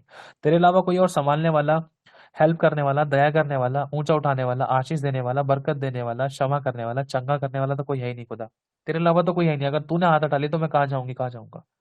प्रभु मेरा प्रेम ठंडा ना पड़ने पाए। समझ रहे हो? आज हमें मजबूत होने की जरूरत है कि हमारा प्रेम ठंडा ना हो। हमें अधर्म से बचना है। कोई भी परफेक्ट नहीं है, लेकिन परफेक्ट बच सकते हैं। ये प्रभु का वचन बताता है। जो वचन में नहीं चूकता सिद्ध है, वो सिद्ध है। वचन में नहीं चूकने का मतलब है ये भी, अगर हम अपने पापों से तौबा करते हैं तो ये वचन में लिखा है, हम इस वाले एरिया में नहीं चूके हैं। अगर हम पश्चाताप करके परमेश्वर के पास आते हैं तो उसका मतलब हम इस वाले वचन में नहीं चूके हैं। इसका मतलब जब हम पश्चाताप करते हैं तो सिद्धता की ओर बढ़ रहे हैं। और जब हम बदलने के लिए परमेश्वर से विनती करते हैं, जैसे प्रभु के चेलों ने कहा, प्रभु हमारा विश्वास का उपाय कर, प्रभु हमारा विश्वास बढ़ा। जो चीज नहीं आती उस चीज के विषय में प्रभु से बोल सकते हैं, प्रार्थना कर सकते हैं, प्रार्थना करते हैं। अगर नई एरिया दिखाई दे रहा है तो किसी न किसी तरीके से हम उपवास में आए और धीरज धरें। ये कोई तरीका नहीं है कि हम खुदा को छोड़कर चले जाएं, संगतियां छोड़ दे, प्रार्थना करना छोड़ दे, वचन पढ़ना छोड़ दे, आराधना करना छोड़ दे, चर्च जाना छोड़ दे। कोई तरीका नहीं है। अगर ठंडे गुनगुने हो गए ना, अगर चर्च से दूर हो गए, अगर हम कमजोर पड़ गए, अगर ठीक समय पर हमने कटनी को नहीं काटा, तो कहीं ना कहीं बहुत बड़े नुकसान और मुसीबतों को अपनी जिंदगी में दरवाजे खोलने वाले काम थे फिर। अब एक चीज परमेश्वर हमें ये और बताना चाहता है, हमें आधीन रहने की जरूरत है। कहने का मतलब, जिस भी एरिया में एक विश्वासी को परमेश्वर ने रखा है, धन्य है वो कि उसके लिए प्रार्थना करने वाले लोग हैं, अगुए हैं, शिक्षक हैं, कलीसिया हैं, विश्वासी हैं। लेकिन जब एक विश्वासी को जब शैतान ने भरमाया, अगर वो भरमा लिया गया, अगर वो विश्वासी खुदा की संगति से, कलीसिया से और उसके लोगों से अगर दूर हो गया ना, तो उसके लिए प्रार्थना करने वाला कोई नहीं है, तो उसकी समस्या तो 100% बढ़नी थी फिर। समझ रहे हो? इसलिए संगति, प्रभु के लोग, प्रभु विश्वासियों की संगति, कलीसियाओं का साथ, और दूसरा परमेश्वर के लोगों की अधीनता और वचन में बने रहना। चाहे मैं कह रहा हूं कितनी भी कमियां थी, कितनी भी खामियां थी, कितनी भी बुराइयां थी, परमेश्वर उन सब चीजों पर आपको जय दिलाएगा। आज नहीं तो कल दिलाएगा, वो जय दिलाएगा। लोगों ने जय पाई है, उसी परमेश्वर से हजारों लोगों ने जय पाई है। उसी परमेश्वर की से जय पाने के लिए आज बहुत से लोग बाट जोते हैं, और वो यही बोलते हैं, प्रभु तूने उसको जय दिलाई तो मुझे भी दिलाएगा। अगर तूने किसी को जय नहीं दिलाई तो मैं तेरे पास नहीं आता। तूने उसको दिलाई, इसका मतलब तू ही दिला सकता है, तो मेरे को भी दिलाएगा। समझ रहे हो? एक उम्मीद लगानी है अब्बा से, हमें प्रार्थना करनी है। ठीक है, अभी हम प्रार्थना में चलेंगे कि परमेश्वर हमारे अंदर से सब प्रकार के अधर्म दूर हो जाए और हमारे अंदर का ठंडा गुनगुनापन खत्म हो। सरगर्मी पता है किसे कहते हैं? अभी हमें पता चल जाएगा। देखो ध्यान से सुनना। अगर सरगर्मी का सबसे बड़ा चिन्ह होता है, मतलब बहुत सारे चिन्ह होते हैं। अगर हम देखें, सरगर्मी का ये चिन्ह है कि अपनी तरफ से हम हमेशा बेस्ट करने की पूरी कोशिश करेंगे सबके लिए। मेहनत, प्रार्थना, और अपनी जिम्मेदारियां, चाहे वो घर की चाहे वो बाहर की है, सेवकाई के अंदर हम और अच्छा करने की कोशिश करेंगे। दूसरा, सरगर्मी का एक चिन्ह ये भी है कि हम दूसरों को बचाने के लिए एक्स्ट्रा माइल जाएंगे। बहाने ढूंढने के, सुसमाचार सुनाने के बहाने ढूंढने के, किसी के लिए प्रार्थना करने के बहाने ढूंढने के, किसी के आंसू को पोंछने के। अगर हमारे अंदर सरगर्मी है तो हम प्रार्थना आराधना में हमेशा परमेश्वर से नया पाने की इच्छा रखेंगे, चाहे वो आशीष हो चाहे वो वरदान हो। समझ रहे हो? अगर हमारे अंदर सरगर्मी है ना, तो हम हर रोज परमेश्वर के पास किसी ना किसी नए प्रार्थना के विषय के साथ जाएंगे, चाहे वो शारीरिक है, चाहे वो आत्मिक है, चाहे आर्थिक है, चाहे अपना है वो, चाहे वो किसी और का है। अगर हमारे अंदर सरगर्मी है ना, तो हम चुप नहीं बैठेंगे। हमारा प्रार्थना का टाइम कभी डिले नहीं होगा। ये नहीं कि सुबह किसी और टाइम प्रार्थना कर ली, अगले दिन सुबह करी नहीं है, शाम को प्रार्थना कर ली, फिर अगले दिन शाम को करी नहीं है, 4 दिन प्रार्थना कर ली, 4 दिन छोड़ दी। एक दिन प्रार्थना कर ली, दूसरे दिन नहीं करी, या थोड़ी अभी प्रार्थना करी, थोड़ी सवेरे कर ली, थोड़ी शाम को कर ली, फिर अगले दिन तो भूल ही गए। शादी में चले गए, प्रार्थना का टाइम ही गायब। नो सरगर्मी। इसे सरगर्मी नहीं कहते हैं। सरगर्मी बलिदान, सरगर्मी सेक्रीफाइस, सरगर्मी पहला स्थान, सरगर्मी परमेश्वर की इच्छा को पूरा करने के विषय में होती है। सरगर्मी परमेश्वर के कामों के प्रति भूख और प्यास होती है। सरगर्मी अपने शरीर पर संयम रखने को लेकर होती है। अगर हम सरगर्म है ना, तो खुदा हमें बढ़ाए बिगड़ रह नहीं सकता है, क्योंकि उसको ऐसे ही लोग चाहिए जो सरगर्म है। जो सरगर्म है ना, वो दूसरों को गर्म कर सकते हैं। जो ठंडे गुनगुने हैं, उनको वो दूसरों को क्या सरगर्म करेंगे। एक गर्म कोयला ही आग को धक्का सकता है, समझ रहे हो, ठंडों को धक्का सकता है। इसलिए परमेश्वर आपसे और मुझसे कहना चाहता है, हमारी फैमिली प्रेयर्स भी नहीं होती हैं। हम हमारी बाइबल पढ़ने का, बाइबल रीडिंग का भी टाइमिंग कोई सेटलमेंट नहीं है, कोई सरगर्म अगर हमारे अंदर है तो भी पता चल जाएगा कितने सरगर्म है। बस मीटिंग के अंदर हम लोग जुड़ रहे हैं, चर्चेस में हम लोग जा रहे हैं, प्रार्थना का टाइम कोई नहीं पता है, वचन पढ़ने का टाइम कोई भी नहीं पता है, कितने लंबे टाइम से बाइबल खोली है नहीं खोली है, धूल मिट्टी लगी पड़ी है। और उपवास भी नाम के लिए उपवास रखते हैं। कोई पता नहीं कब आंसुओं से भरकर प्रार्थना करी थी, पता नहीं कब बोझ के साथ प्रार्थना करी थी, पता नहीं कब हमने आहें भर भर कर प्रार्थना करी थी, कब पता नहीं हमने दिल से प्रार्थना में बैठे थे, कब पता नहीं हमने कई घंटों तक प्रार्थना करी थी। कोई सरगर्मी नहीं है। अगर हमें सोचना पड़ रहा है, याद करना पड़ रहा है, तो उसका मतलब प्रभु में कह रहा है करेक्शन में आ जाओ, ये अधर्म की शुरुआत ना होने पाए। ये ठंडा पड़ रहा है प्रेम।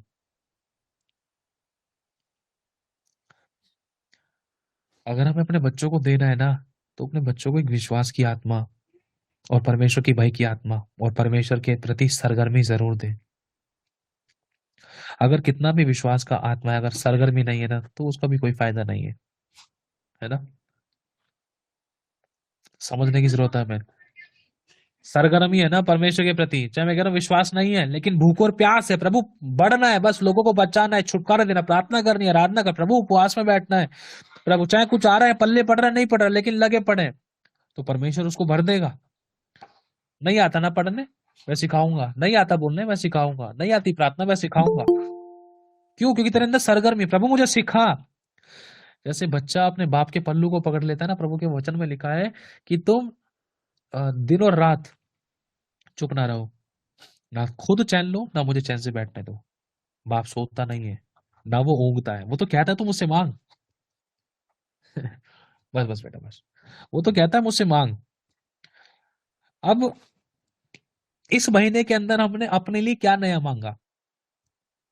अगर सोचना पड़ रहा है तो सरगर्मी नहीं है ना। आंखें इधर उधर हो गई, सरगर्मी नहीं है। आज हमने प्रभु से क्या नया मांगा कि प्रभु आत्मिक रूप में, हम रोज बोलते हैं यीशु के नाम से प्रार्थना को मांगते, उसको चंगा कर, उसको आशीष से उसको भर कर दे। धन्यवाद तूने सुबह उठाया, बिठाया, सुलाया, जगाया, खिलाया, पिलाया। आमीन आमीन आमीन। है ना, normal copy paste, something different कुछ होना चाहिए, है ना, कुछ अलग होना चाहिए। बाप को भी लगे कि हाँ चलो कुछ तो मांग रहा है, चाहे भले ही नामुमकिन चीज है, चलो बोला तो सही इसने। समझ रहे हो?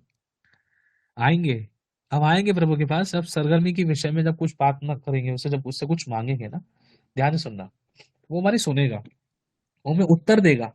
भले ही अभी नहीं, हम भूल जाएंगे अपनी प्रार्थना को, प्रभु नहीं भूलेगा, लेकिन कुछ नया होना चाहिए। सरगर्मी, प्रभु इस बंदे को कैसे सुसमाचार सुनाऊं, वो भाई विरोध में, उसको कैसे फेवर में लेकर आऊं, कैसे सुसमाचार सुनाऊं, मुझे शब्द दे, कौन सा वचन ऐसा चाहिए मुझे, कैसे उस बहन को उत्तर दे सकूं, कैसे उस भाई को उत्तर दे सकूंगा, कोई ऐसा वचन दे प्रभु, मैं कैसे प्रचार करूं। आज मैं चलो अपने आप दीवार को देखकर ही प्रचार करूंगा। मैं आज मैं बाइबल लेके खड़ी होंगी शीशे के सामने, और तेरे विषय में घोषणा करूंगी, मतलब अपने बारे में घोषणा करूंगी, भविष्यवाणी करूंगी। आज मैं प्रभु नई तरीके से प्रार्थना करूंगी, नई तरीके से प्रार्थना करूंगा। आज मैं प्रभु तेरे साथ पार्क में जाकर समय बिताऊंगा, अकेले बैठूंगा, तू मेरे साथ चेयर पे बैठेगा। प्रभु आज मैं अन्य भाषा करके सोऊंगा, चाहे थोड़ा सा ही सोचे हम नया करने को, लेकिन कोशिश तो करें। परमेश्वर, आप एक बात बताओ, अगर आप रोज दाल खा रहे हो, रोजाना दाल खा रहे हो, तो आपको अच्छा नहीं लगेगा ना। कभी भाई चिकन चाहिए, कभी मूली चाहिए, कभी कुछ क्या बोलते हैं जो भी सब्जी है, बैंगन, धनिया, प्याज, आलू, चुकंदर, नई नई सब्जियां, है ना।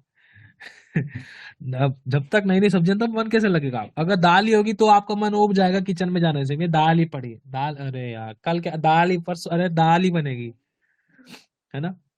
आपका खुद का मन ऐसा हो जाएगा। तो अब मेरे को इस बात को बताओ, इस बात को मैं सोचने की जरूरत है। कोई नहीं, इसको नहीं, खाली हो जाए, कोई बात नहीं, छोड़ दो इसको।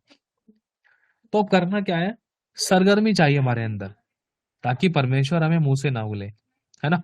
प्रभु चाहता है कि हम सरगर्म रहे हर एक एरिया में, आत्मिक रूप। प्रभु मुझे ये वरदान चाहिए, ये वरदान मुझे चाहिए परमेश्वर, मैं इस वरदान में चलना चाहता हूँ, ये फल मेरे अंदर नजर आए। कितने हजारों टॉपिक्स हैं, पूछो परमेश्वर से, अपने आप से पूछो कि मेरे अंदर क्या कमी है, उसके प्रति कौन से वरदान की जरूरत है, कौन से फल की जरूरत है, किस चीज में, किस एरिया में किस चीज की जरूरत है, मांगो परमेश्वर से।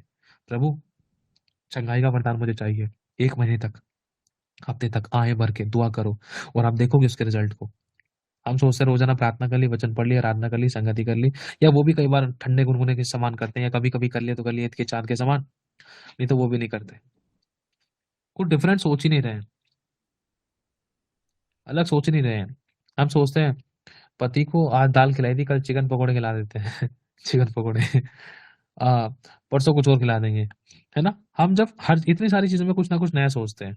आप एक ही शादी के अंदर सेम ड्रेस पहन के, 5 शादी के अंदर सेम ड्रेस पहन के जा सकते हो, नहीं ना, नया चाहिए, है ना।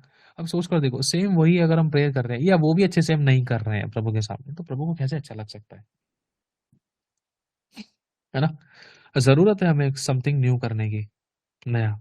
प्रभु मुझे वरदानों में इस एरिया के अंदर ये वरदान दे। हम लिखो, प्रभु आज मैं प्रार्थना ऐसे नहीं ऐसे करूंगा, आज मैं लिखकर तेरे सामने इन बातों को लिखूंगा जो मुझे चाहिए। प्रभु आज मेरा पापा मुझे देगा, चाहे मैं कह रहा हूँ तुम्हें कुछ ना मिले, चाहे मैं कह रहा हूँ मुझे कुछ ना मिले, ऑन द स्पॉट, समझ रहे हो, लेकिन वो नया होगा, सरगर्मी होगी, वो निकट लेकर आएगा, और 100% आज नहीं तो कल खुदा उसको पूरा करेगा, वो जरूर देगा। आमीन। वो आपको और मुझे जरूर देगा, क्योंकि हमने परमेश्वर से एक इच्छा और आस लगाई है। प्रभु मुझे इस एरिया के लिए ना, मुझे ये वाला फाइनेंस चाहिए, प्रभु यहाँ पर मैं ये करना चाहता हूँ। और अगले दिन हुआ तो पता चला तो अकाउंट तो और खाली हो गया, है ना। लग रहा है कि परिस्थिति विरोध में, लेकिन सरगर्मी तो रखनी है ना। प्रभु नहीं, मुझे चाहिए, खाली इसलिए होता कि तू भरे। प्रभु मुझे चाहिए, दूसरे दिन में, तीसरे दिन में, प्रभु मुझे ये अमाउंट चाहिए, प्रभु मुझे ब्लेसिंग चाहिए, प्रभु मुझे खरीदना है, प्रभु मुझे इस वाले एरिया में मुझे ब्लेस कर, प्रभु मेरे मेरे पति को इस वाले एरिया में ब्लेस कर, प्रभु मुझे इस वरदान से ब्लेस कर, चाहे वो किसी भी एरिया में मांगे। सरगर्मी, जब हम नई नई चीजों के विषय में प्रभु के पास जाएंगे, तो कहीं ना कहीं वो हमारे अंदर एक नई सरगर्मी को लेकर आएगी, नए टॉपिक्स, नया व्यवहार, नया काम, नई बातचीत प्रभु के प्रति, है ना। चाहे भले ही हाल ही में वो चीज पूरी ना हो, और ऐसा भी हो सकता है परमेश्वर पूरी भी कर सकता है, और ऐसा भी हो सकता है कि परमेश्वर हाल ही में वो चीज पूरी ना करे, समझ रहे हो। बहुत सी चीज चटपट पूरी नहीं हो जाती है, हमें उसके प्रति विश्वास योग्यता दिखानी पड़ती है। तूने वरदान मांगा, तू एक दिन मांग के छोड़ दिया, तू खुद ही विश्वास योग्य नहीं, तुझे खुद ही सरगर्मी नहीं है, तो एक दिन प्रभु वरदान चाहिए ये वाला, यीशु के नाम से मिले, अन्य भाषा तेज तेज की चिल्ला चिल्ला, ये वरदान प्रभु यीशु के नाम से मैं चंगा करूंगा सबको। अगले दिन खुद ही को जुकाम हो गया, अरे बैठे समझ रहे हो। और 2-3 दिन फिर भूल गए कौन सा वरदान मांग रहे थे, फिर कई हफ्तों बाद याद आया, अरे हाँ चंगाई का वरदान मांगा, प्रभु चंगाई का वरदान दे, फिर 1 महीने बाद फिर आग लग गई, चंगाई का वरदान चाहिए, सरगर्मी नहीं है, चाहिए हमें जरूर, रेगुलर बेस पे हमें करना है ना। थोड़ी सी आवाज आ सकती है आगे पीछे से मेरी बेटी अंदर है ना। हाँ बेटा, चुप चुप,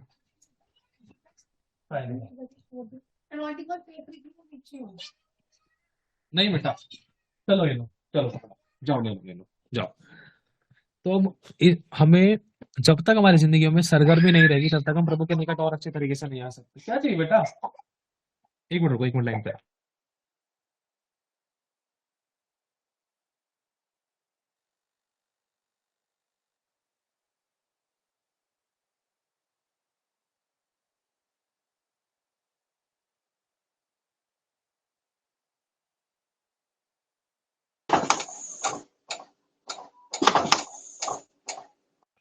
तो अब उस सरगर्मी की जो शुरुआत है, हमें अपनी प्रार्थना से करनी है, प्रभु के निकट आने से करनी है।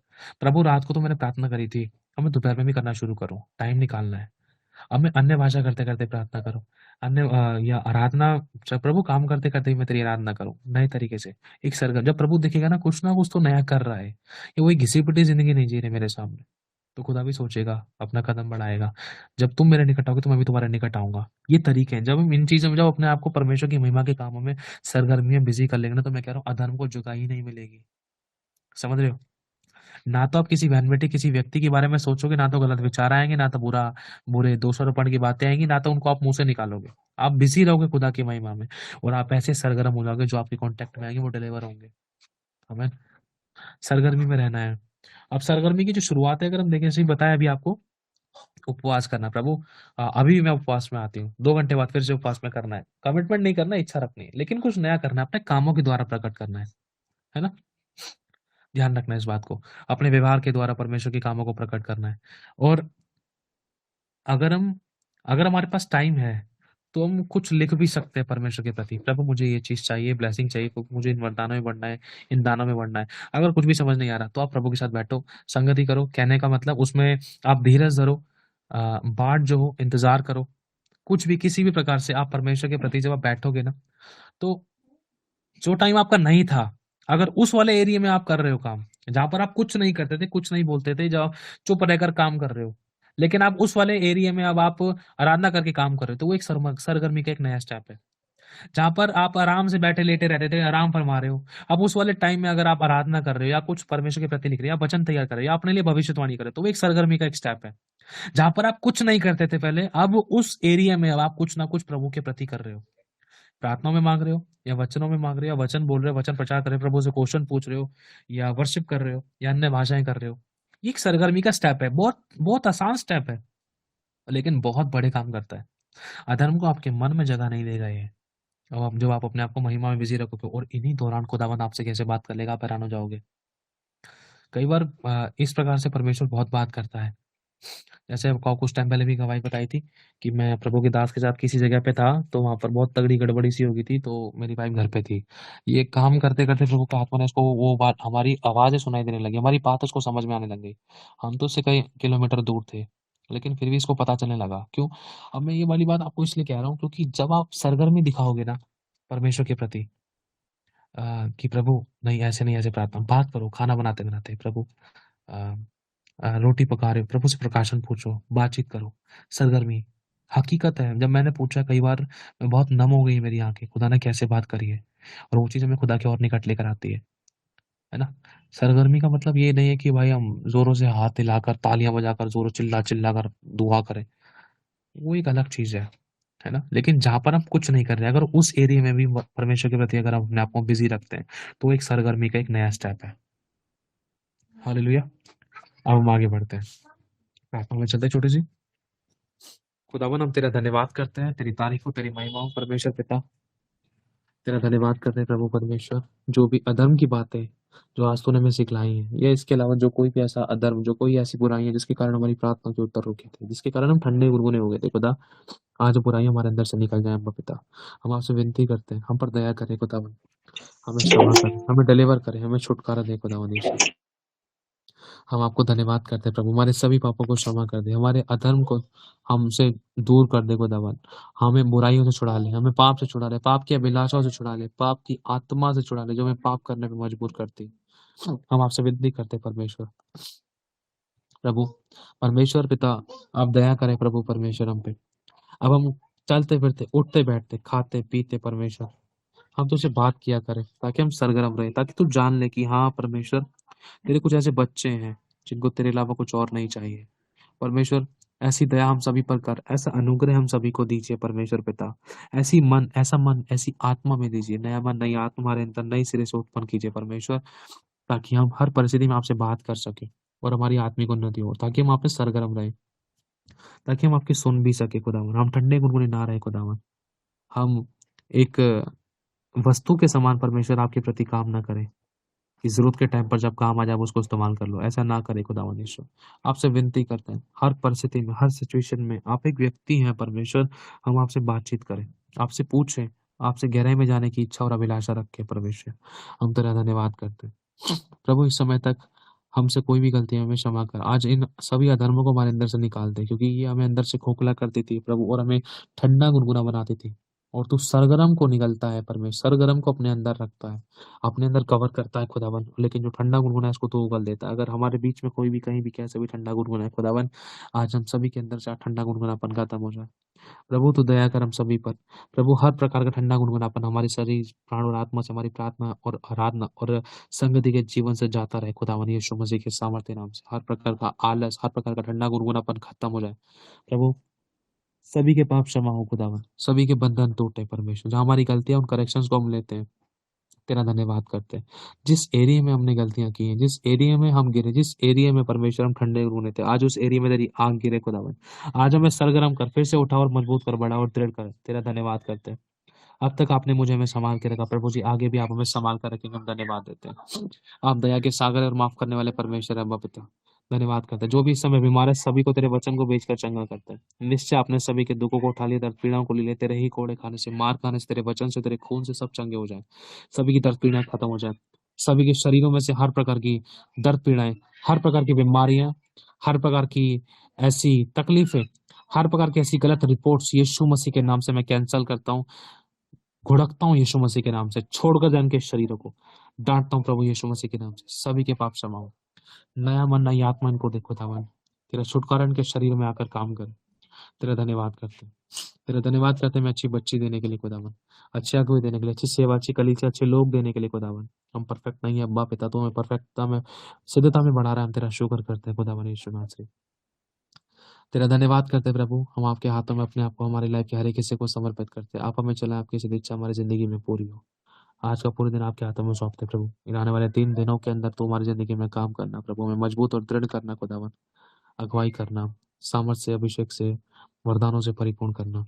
ये महीना खत्म होने से पहले हमारी जिंदगी में बड़ी आशीषें, बड़े छुटकारे को ले खुदावन यीशु मसीह के नाम से, बड़ी बरकतें आए खुदावन।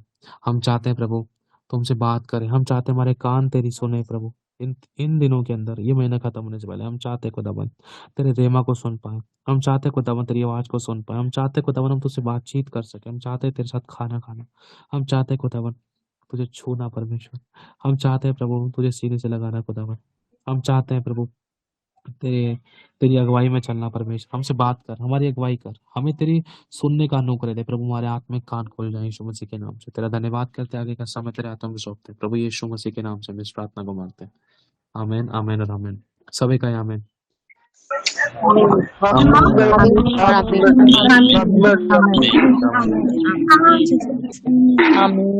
आमीन आमीन आमीन आमीन। वो बहुत आशीष है सभी को। आमीन God आमीन bless you so much। खुदा का धन्यवाद, खुदा ने आज हमें सिखलाया। क्योंकि देखो सब चीज हम लोग कर रहे, बहुत सी चीज हम लोग कर रहे थे, लेकिन कहीं ना कहीं हमारे अंदर की ये छोटी छोटी बुराइयां थी, ये अधर्म था ना, वो हमारी आशीषों को, हमारी बरकतों को, हमारी ब्लेसिंग्स को, हमारे छुटकारों को और हमारी तरक्की को, हमारी उन्नति को कहीं ना कहीं रोक रहा था या स्लो कर रहा था, आमीन आमीन कहीं ना कहीं खा रहा था, आमीन है ना।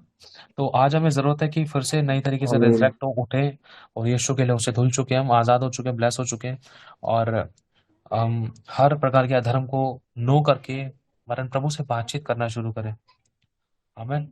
चलो वो मीटिंग को आमीन ऑफ करते हैं और आज नाइट की मीटिंग जैसा भी होगा बता दी जाएगा आपको। ब्रदर मेरी एक गवाही है, बहुत बड़ी है।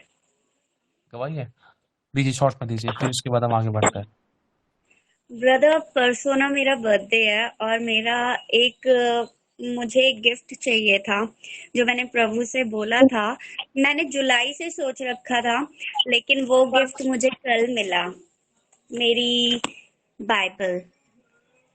और मैं जब बाइबल हाउस गई थी तब मैंने देखा, और मुझे ये बाइबल सबसे पहले मैंने प्रॉफिट जी के हाथ में देखी थी अपने, और मुझे बहुत पसंद आई थी। मैंने कहा प्रभु आप मुझे एक ऐसी ही बाइबल देंगे। तो मैं जब बाइबल हाउस गई मैंने ये बाइबल वहां पे देखी, पर उस टाइम पे मैं इसे ले नहीं सकी।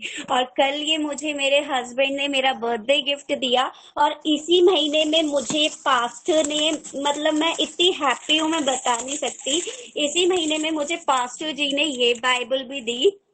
मतलब मुझे और कुछ चाहिए ही नहीं था। मुझे मेरे हस्बैंड बोल रहे थे कि कहाँ जाना है, कहाँ क्या करना है, क्या प्लान है, बस मुझे कुछ नहीं चाहिए था। मुझे मेरी जिंदगी चाहिए थी, मेरी बाइबल, और एक मेरी पर्सनल बाइबल ये रही। मतलब आज मेरे पास 3 बाइबल है और आने वाले टाइम में और भी होंगी। मैं इतनी हैप्पी, और मैं जब से मीटिंग चालू हुई थी तब से यही कह रही थी कि मैं अपनी आज गवाही दूंगी। और मतलब ये बाइबल मुझे बहुत बहुत उससे चाहिए थी, मेरी हार्ट डिजायर थी ये, तो ये मुझे कल गिफ्ट मिला। Thank you Jesus. God bless you मेरी बहन, प्रभु का धन्यवाद। इन वचनों का मूल्य तो वही जानता है जो प्रभु से प्यार करता है। हाँ बेटा, क्या चाहिए? नहीं, इधर नहीं है। चलो हम मीटिंग को ऑफ करते हैं, ठीक है? God bless you so much सबको। जय मसीह की। अब हम नाइट प्रे में जैसा भी होता है कोशिश जय करते हैं मसीह। मिलने की। जय मसीह की। जय मसीह की सबको। जय अब मसीह मीटिंग की। को गॉड जय ब्लेस मसीह यू। की। जय सबको जय जय मसीह। मसीह की। मसीह की जय भाई। मसीह की। जय मसीह।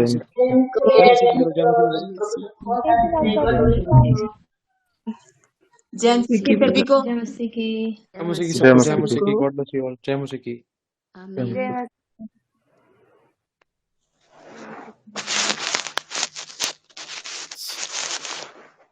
हटो बेटा।